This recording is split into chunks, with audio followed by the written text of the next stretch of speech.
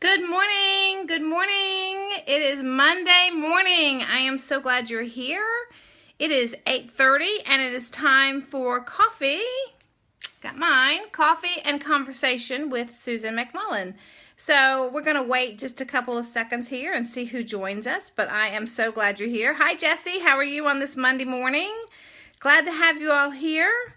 It is gorgeous today. I've already been out for my walk. I've already had my little protein shake. I'm on to my coffee and got big things going on today. So happy to have you. Hope you had a wonderful weekend and glad that you're here joining us. I'm trying to see what Jessie's saying here. Oh, got it. Sorry, you're not saying anything. It's telling me something. Facebook's always talking to me. And it's hard for me to concentrate. So anyway, I'm glad you're here. Happy Monday morning. Hope you had a great weekend this weekend. And happy Mother's Day to all the moms out there. I had a lovely, lovely day. And my kids all called me and wished me happy Mother's Day. And I took the day to just not really do anything I didn't want to do. So we played a game, Mark and I. We went to a movie. Just had a really nice day. But I'd also like to give a shout out to all the moms out there because I have lots of friends who either, hi Lisa, how are you? I have friends who either cannot have children or have chosen not to have children, but they are mothers to four-legged children or two-legged children. I have one of my dearest friends is the mom to he's one of those great big macaws. And his name is Buddy. And I have never seen her really, somebody talk about taking care of. He gets rain showers. He gets these fresh treats that she makes for him. We're all mothers in some sort of way. Hi, Smita. How are you?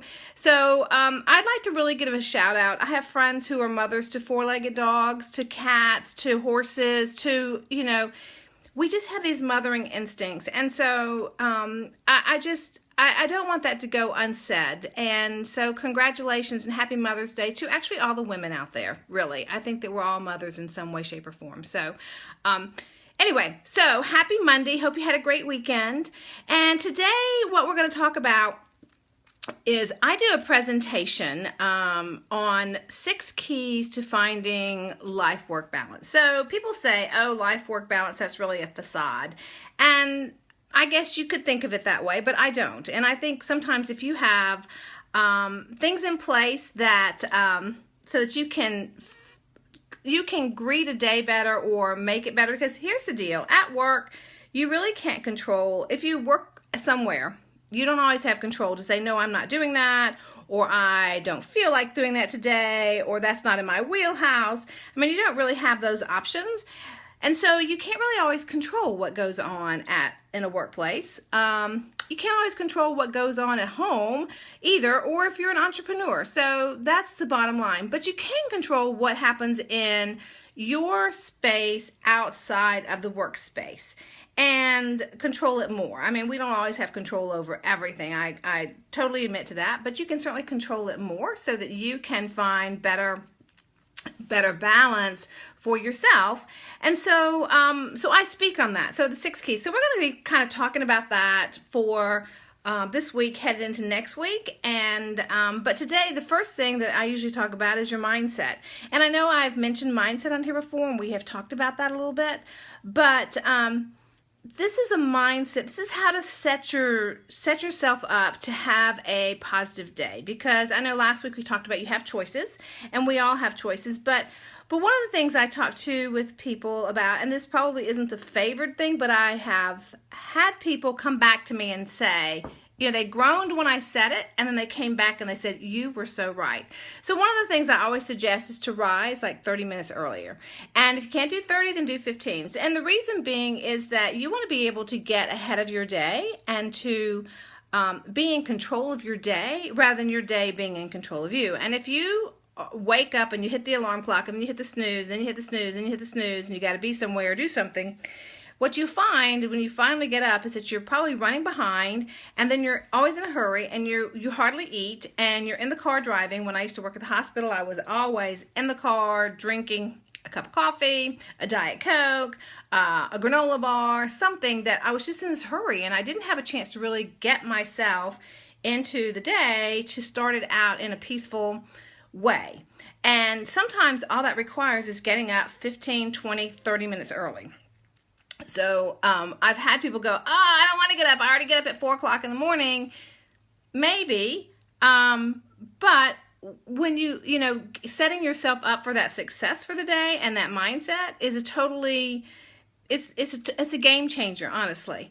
So, and then these people have come back and said, you were right about that. So try that.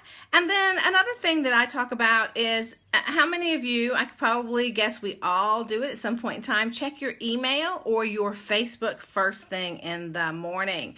You wake up, you hit the snooze because the alarm is on your phone and you just like look at that to see what's happening on Facebook or what's happening on your email. And that really, if you could just like stray away from that, at least till you have your first cup of coffee, at least till you have your shower and then take a look at it, because the reason behind that is oftentimes, well, two things. We're going to talk about Facebook first. So oftentimes Facebook will be, as you all know, is filled with a lot of things that we don't have control of. People just post stuff. So some stuff is good stuff. Some stuff is really bad stuff. I mean, bad stuff as in some people are negative and they just post all the negative stuff that goes on.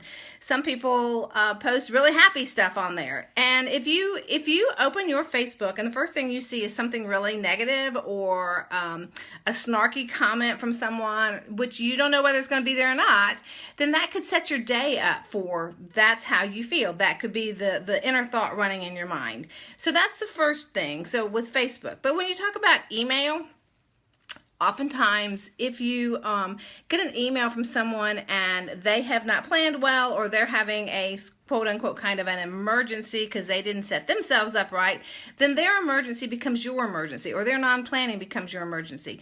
And really, that shouldn't be the way it is. So if you can avoid looking at those two things first thing in the morning, then that would be helpful to setting yourself up for a good day. So getting up a little earlier and then not looking at email and Facebook first thing in the morning. And the third thing I'm just going to touch on today is to read something or to listen to something or to watch something motivational. So starting your day out with some positive thoughts of you can do whatever you want to do, or that, you know, you have a choice. All those positive motivational things will help you to start the day with a better mind frame and a better state of mind. Hey, Catherine, to greet that day and be more in charge and be more in charge in a positive manner. And I can guarantee you when you start something with a positive outlook, it will end much better. If you start your day with a negative outlook, that's probably how the whole day is going to go. So getting up a little bit earlier, 15 to 30 minutes earlier, not looking at your email and your Facebook first thing in the morning, at least get your shower in there or a cup of coffee or something. And then the third thing is to read or watch something motivational that sets you on that path. So those are my 3 little tips today to kind of help change your mindset into a more positive frame.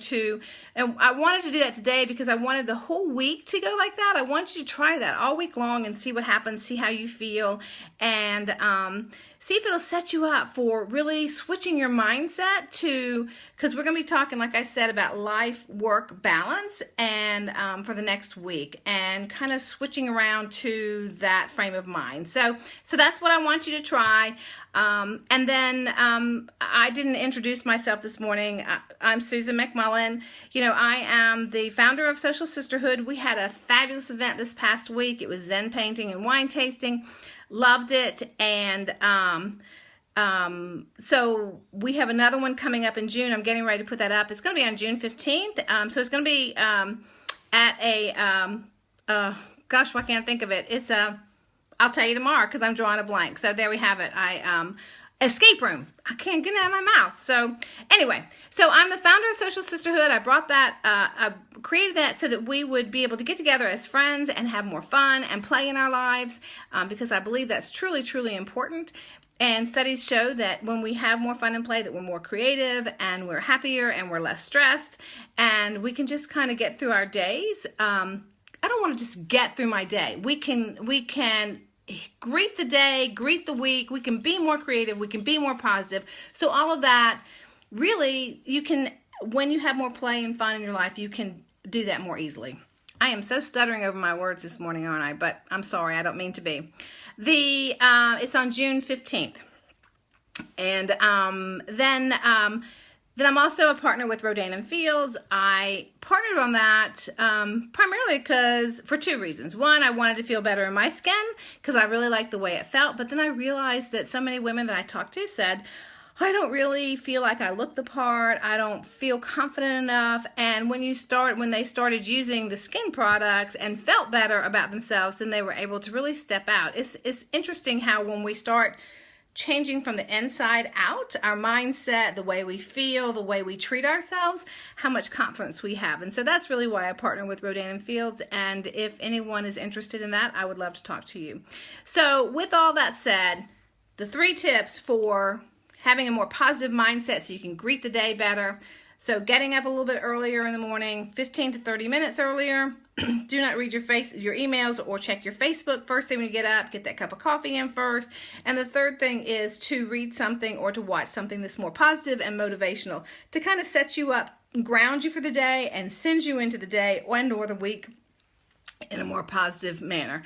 So with that said, I greet you all here every morning at 8:30 in the morning. I hope I'll see you tomorrow morning at 8:30, and I look forward to it. And with that said, have an awesome afternoon and day, and it's gorgeous outside. So take your awesomeness into this world because you are each individual and wonderful just the way you are. And we need you, and we need your gifts and your talents. So I will see you tomorrow morning at 8:30. Bye-bye now.